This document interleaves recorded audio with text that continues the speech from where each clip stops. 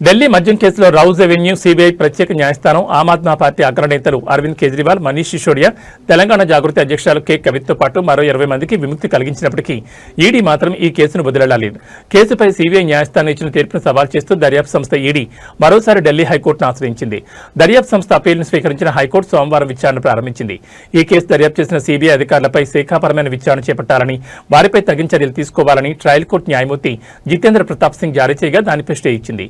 CBI తరపున solicitor general Tushar Mehta తన వాదనలు వినిపించగా దాన్ని పరిశీలించిన హైకోర్టు న్యాయమూర్తి జస్టిస్ స్వర్ణకాంత్ శర్మ మధ్యంతర ఉత్తర్వులు జారీ చేశారు. కాగా ఈ సందర్భంగా పిటిషనర్ తరపు న్యాయవాది మాట్లాడుతూ ప్రతివాదులకు వ్యతిరేకంగా సమర్పించిన సాక్ష్యాధారాలను ట్రయల్ కోర్టు పరిగణలోకి తీసుకోలేదని వాదించారు. అదే సమయంలో దర్యాప్తు సంస్థకు వ్యతిరేకంగా ట్రయల్ కోర్టు న్యాయమూర్తి చేసిన వ్యాఖ్యల్లో నిజం లేదని పేర్కొన్నారు. అయితే సీబీఐ కేసులో నిందితులందరినీ డిశ్చార్జ్ చేస్తూ న్యాయస్థానం ఉత్తర్వులు ఇవ్వడం మూలంగా ఈ కేసుతో ముడిపడిన మనీ లాండరింగ్ కేసు దెబ్బతినే అవకాశం ఉందని, దానిపై స్టే ఇవ్వాలని కోరారు. ఆ వాదనలను పరిగణలోకి తీసుకున్న కోర్టు దర్యాప్తు సంస్థ దర్యాప్తు అధికారిపై ట్రయల్ కోర్టు జడ్జి చేసిన వ్యాఖ్యలపై స్టే విధించింది. హైకోర్టులో ప్రస్తుత విచారణ పూర్తయ్యేంత వరకు ఈడీ కేసుపై విచారణను వాయిదా వేస్తూ ట్రయల్ కోర్టుకు ఆదేశాలు జారీ చేసింది.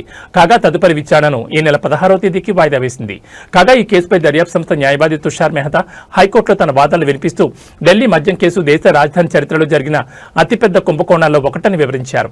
మద్యం విధానంలో తమకు అనుకూలమైన నిబంధనలు పొందుపరిచినందుకు నిందితులు ఆమ్ ఆద్మీ పార్టీకి చెందిన విజయ్ నాయర్కు 100 కోట్లు చెల్లించారన్నారు.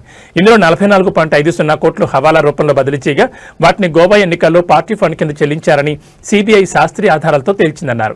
అయినా ట్రయల్ కోర్టు న్యాయమూర్తి దీనిపై సరైన విచారణ చేయకుండా నిందితులందరినీ విడుదల చేశారని ఆరోపించారు. ఈ డిశ్చార్జ్ పిటిషన్లపై విచారణ పూర్తయిన కేవలం 12 రోజుల్లోనే ట్రయల్ కోర్టు జడ్జి 600 పేజీల తీర్పును వెలువరించడం విచిత్రంగా ఉందని తుషార్ మెహతా వాదించారు. అప్రూవర్లు ఇచ్చిన వాంగ్మూలాలను ప్రాథమిక దశలోనే మిగతా సాక్ష్యాధారాలతో సరిపోల్చి చూడాలని చెప్పడం, న్యాయ సూత్రాలను తప్పుగా అన్వయించారని ఆయన తన వాదనలు వినిపించారు.